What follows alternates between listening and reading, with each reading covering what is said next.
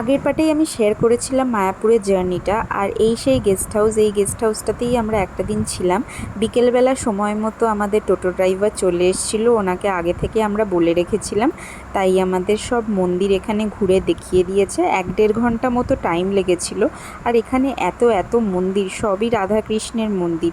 একটা মন্দিরেও ফোন বা ছবি তোলা একদমই নিষিদ্ধ ছিল, তাই আমি কিছুই ছবি তুলতে পারিনি। যেইটুকুনি পেরেছি তাই তোমাদের সঙ্গে শেয়ার করছি।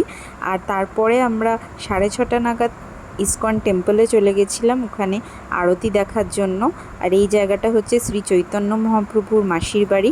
তারপরে আমরা নরসিংহ মন্দিরে গেছিলাম, এরপরেই দেখবে ইসকন টেম্পলে। প্রায় ঘড়িতে এখন 6:30, তাই এখন সবাই তাড়াহুড়ো করছে। মোবাইল ফোন রেখে তারপরে যেতে হয়েছিল। আরতিটা এত অপূর্ব লেগেছে, জাস্ট বলার মতো না।